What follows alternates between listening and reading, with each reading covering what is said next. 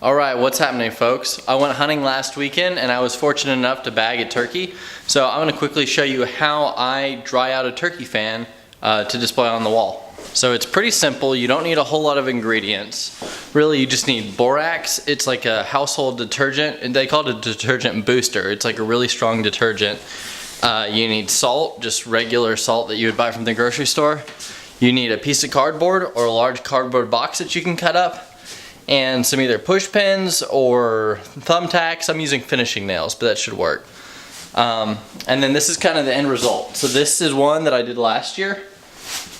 Turned out pretty good. Now this plaque came separately, and this was a pretty nice Tom.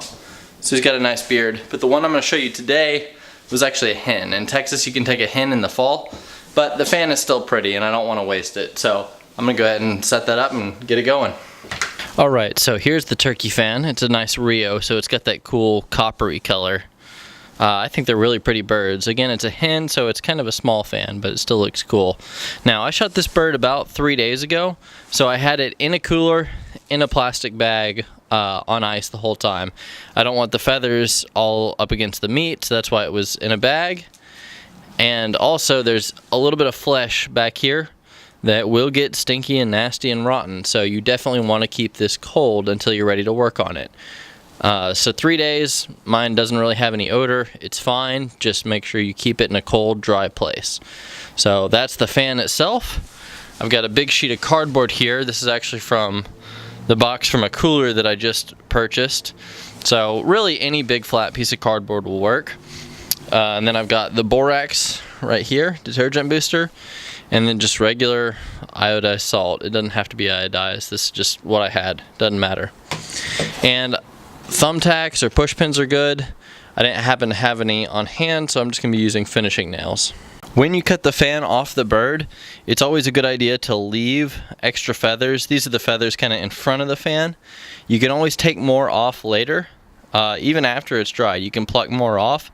But you don't want to have that too exposed and have that big fleshy lump exposed. So it's always better to have more feathers on there than you need. So first step, you'll just put the fan on the board face down so the fleshy part is up. And just center it on the board. And then you're going to drive a nail or a push pin.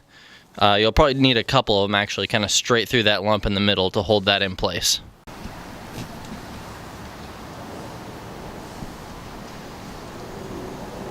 After you get a couple in the middle, just to kind of hold it in place, now you're going to want to kind of stretch it out and put some on the outside. So I'm going to start with these outer feathers on each side, and then kind of evenly space them. So I'll probably have about 5 pins holding it out.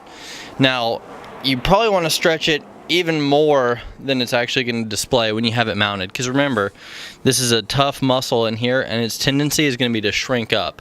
So if it's overly stretched, that's okay. It will naturally want to shrink up a little bit. So I'm going to go ahead and push those pins in right now.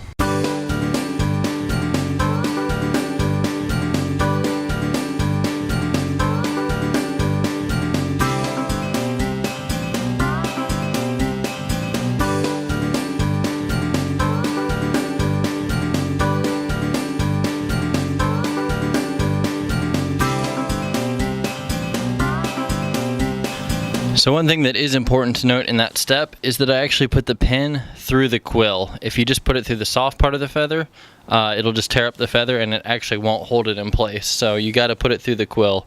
And you want to do that in a way where it's not super obvious. That's one reason why you're working from the back side. And you're going to do it kind of on the thicker part of the quill where you're not going to tear it up. So now that I've got those on, now you've got this fleshy part that you want to take care of. You don't want that to get stinky and gross. So again, I'm just going to kind of check the spread on the feathers, and you might need to do that a couple times through this process. Just make sure everything's kind of laying flat. As it dries, that'll kind of sort itself out. So the first thing you do is you just take your salt. Again, just regular kitchen salt, and you pour that right on that little fleshy lump. And you just need a little bit at first, and it doesn't have to be precise at all. I'm just kind of sprinkling it. And then you're going to take your borax and do the same thing. So the salt is going to, this borax has gotten kind of crusty, doesn't want to come out. There we go. So the salt is actually going to pull moisture out of that flesh. A lot of times people think of salt as being what actually like preserves meat or something like that. Really, it just pulls the moisture out. It's just osmosis. And the borax is basically a detergent, and so that works almost as like an antibacterial. It kills the bacteria, it kills the odors, and it kind of just keeps that clean. So I've got kind of a pile of borax and salt on there. So I'm going to let this sit for a couple days just like that. And you'll see I've got this out on my patio right now because there might be a little bit of an odor at first just because it's not going to be refrigerated. But that salt and that borax is going to take that out. So I'm just going to let that sit for a couple days. And then probably every 2 or 3 days I'll just come by and check it. Just kind of spread out the fan, make sure it's drying in a nice kind of even shape. And I'll just sprinkle a little bit more salt and a little bit more borax.